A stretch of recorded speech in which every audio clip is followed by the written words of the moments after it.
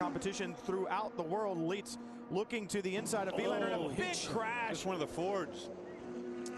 The 70 has had a big crash. Look at the rearrangement of the back end of that car. Exhaust system, I can see. Looks like the right left subframe as you're looking at it. You can see the tire wall, how it has been moved to the side. That is the VDS Racing Ford GT.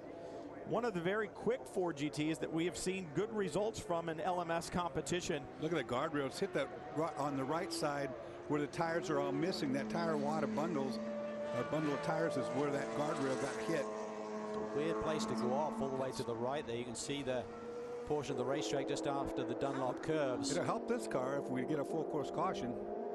Mueller getting the That's a combination of the Kronos. Oh, that's McNish. That's Allan McNish. That's a massive chunk there. Traffic. Oh boy, that was no. He went for a hole there, boys, that was not there. Look at the spectators. Boy, the camera guys lucky. God, look at that wheel flying. That is a scary scene. Wow. And the drivers, the prototype drivers, spoke about this. They said we will need to take unnecessary risks to clear GT traffic. This is frightening stuff. Allan McNish is still in the car. On first glance, guys, I don't think the gap was there. Let's take a look down through the Dunlop curves. He goes inside Bernard. That's for the lead of the race. It wasn't there. I mean, we're talking about it. It's really difficult to see out of that car, and it just looks like that's coming into play here. Cleared that guardrail. We're taking world feed here, so we don't have control of the pictures we're seeing or broadcasting. Doing about 175 miles an hour there down through the Dunlop curves. On board. This is with Timo. See the traffic, and Allan just shoots the gap. Wow. And this is exactly what we had talked about. We're getting the car righted now. Allan's still in. That was extremely disturbing. And Dr. Wolfgang Ulrich. And that is a goodness. Boy, wow. Thank goodness. That is awesome. That's great to see right there.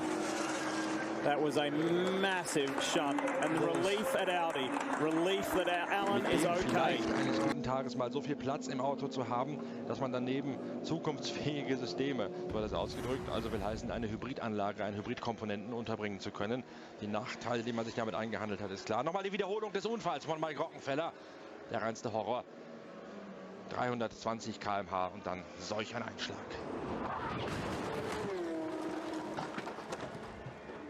Oh, and the number 8 car, Anthony Davidson, has stuffed it in. There's another car involved that's on its roof. There's a car on its roof. Anthony Davidson has been getting out of the car. There's another car on its roof. That is at the Mulsanne corner. We're going to see a safety car. Oh, my heavens. Davidson comes underneath the, oh my God, Davidson goes completely over, flies through the air, hard into the wall. The Ferrari goes in, flips back over backwards. Oh, that's an unbelievable accident. Davidson was trying to go underneath the Ferrari. We're still not sure which Ferrari that is. He was trying to go underneath the Ferrari as they were going into the Mulsanne corner. The Ferrari came over on him hard, and they made side-to-side action, and then Davidson went completely in the air, flipped over backwards, landed back on his wheels, and then went hard into the tire wall, completely moving the tire wall and the Armco barrier. And let's have a look at it again. That's one of the AF Corsa cars. I can't see which number it is. It's one of the AM class cars, but this does absolutely huge accident for Davidson. Now, these new Le Mans prototype regulations with the holes in the fins are supposed to stop exactly this happening. Just clipped a wheel off the side and then just caught the grass or something. It looked odd to me, that crash. Dangerous position, and so session has been red flagged, Mark, and not surprising, he was lucky. Apart from anything else, look at the work they're going to have to do to rebuild those barriers. Absolutely shocked that this car returned to the circuit tonight, let alone to the beginning of tomorrow's work. I mean, it totally depends on the damage, but it's a huge impact, as you can see. That will have done a lot more internal damage than we can actually see from the cameras now. Well, the tyre wall doing its job, the barriers will have to be repaired, and so unfortunately the session has been red flagged, and the clock rolls on. It will spin out in just over 38 minutes time, and so it's hold.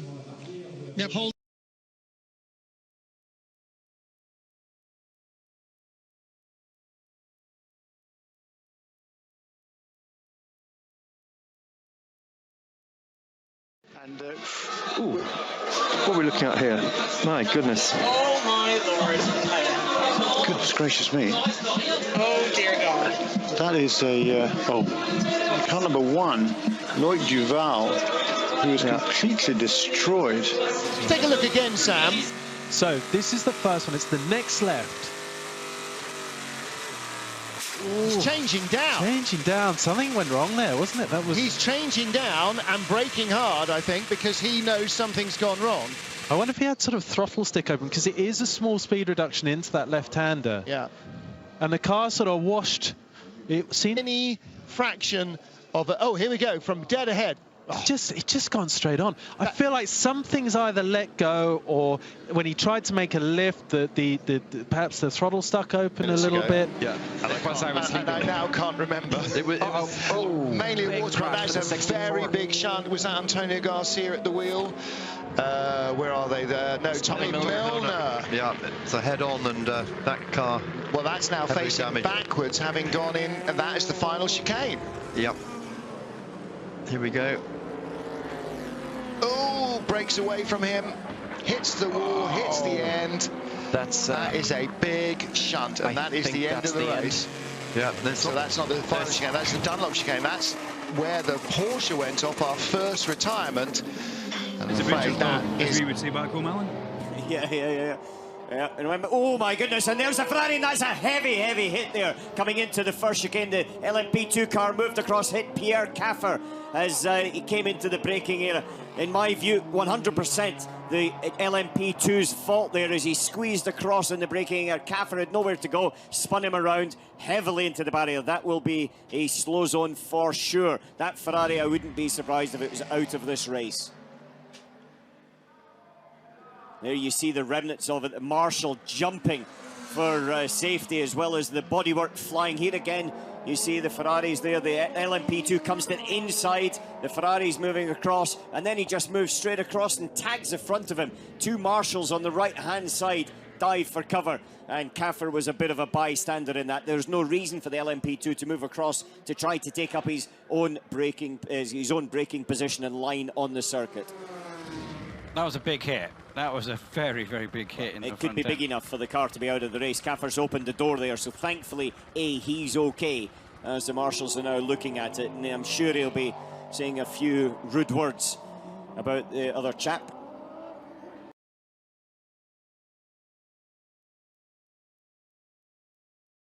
We released the track back to the public road for another day. That is a big one. But the only news that we need to know is exactly what we're seeing there. Sven Muller has... That's not Sven Muller. It's an LMP2. It's an LMP1 or 2 car. Somebody has climbed out and walked away. There should be a stop sign on someone else's car, and I can't see it. This is with the BMW coming down into the debris field. Into the right, spun over to the left. Carbon fibre and bits pouring off the car. We're riding on board with one of the M8 BMWs to give you some idea. That crash happened a long way before he came to a halt. That's the driver who was out is Giorgio Sanaggiotto, who, along with Roberto Lacorte, has been running this car in European Le Mans Series. This is now their 3rd season of racing this car with this team. So Roberto Lacorte has seen the debris field. That has all the hallmarks, Peter, of contact under braking, car turning hard right into the barriers, and then all the frangible objects flying off, diluting some of the energy. On va le savoir tout de suite, on a un replay. Voilà, on revoit. Ah non, c'est pas Bruni. Bruni, il était juste devant. C'est une Porsche de la catégorie GT-AM. Qui laissait passer et qui n'a pas vu la deuxième voiture arriver, ce qui est, voilà, très souvent... Alors, énorme sortie, et en plus il tape pas dans les Tech Pro, visiblement il tape dans le mur directement. Et c'est la voiture de chez Patrick Dempsey, la malheureuse. Tout à l'heure vous vous souvenez certainement de ce pilote japonais qui était parti 3 fois